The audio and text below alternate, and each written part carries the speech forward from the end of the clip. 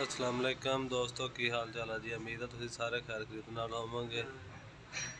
तो अज असी एक जा रहे हैं जी शादी ते तुहानू दिखावांगे कि शादी एक दोस्त के भाई की शादी है, वो अटेंड करने जा रहे हैं। तो तुहानू बाकी उत्थे जाके तफसीली तुहानू उत्थे शेयर करांगे की पकाया।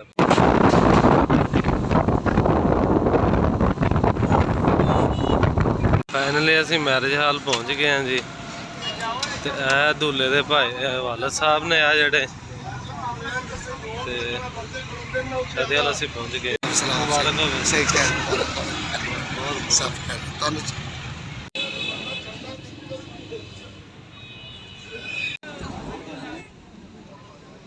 मैरिज हाल असी फाइनली पहुँच गए हैं जी। बाकी तुहानू इत्थे मिलाउने आ दूल्हे नाल भी ते दूल्हे दे भाई नाल।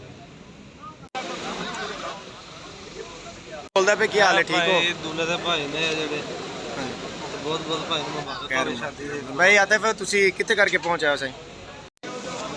मोहसन भाई है जी नेम कोच दे ओनर। ये भी इत्थे खाने शादी ते इनवाइट है ते असीं भी। और मोहसन भाई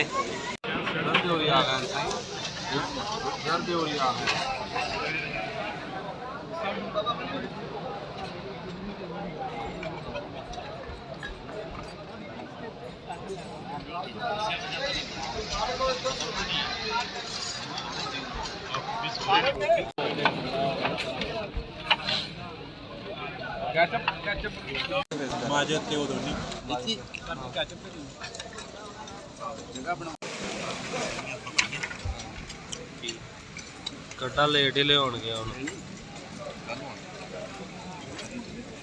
आएगा, लेकिन लेट आएगा।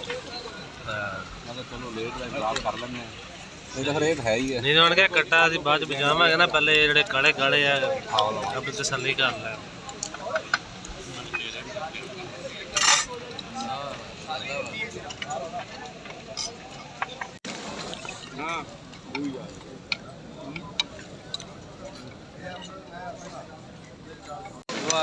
लियाओ प्लेट लियाओ छो अगली गल आप करी पा लीए नाल वाले पाई का भी पा लो। भाई खाना किदा दा सी फिर क्यों समी भाई? खाना ठीक सी? मेरा यूट्यूब चैनल है, मैं उत्ते वीडियो पाउणी। अच्छा हाँ जी, खाना बहुत प्यारा सी। अच्छा जी, मज़ा आ गया माशाल्लाह। वैसे खाना अच्छा, तरतीब भी ठीक सी। हाँ जी, बहुत प्यारा सही हो गया। और मौसम में थानू पसंद आया? हाँ जी माशाल्लाह, खीर बहुत टेस्टी। खीर तो मैं वेखी नहीं यार। माशाल्लाह जी, मज़ा आ गया। खाना भी बहुत प्यारा सी, इंतजाम भी, अरेंज भी बहुत VIP सी। तो हुण असीं निकल रहे हैं जी मार्केट चों वापस। तो लोग हाले भी खा रहे हैं। तो अज की वीडियो असीं करते इत्थे एंड जी। साडे चैनल को सबसक्राइब करियो, वीडियो को लाइक करियो। ओके, अल्लाह हाफिज़।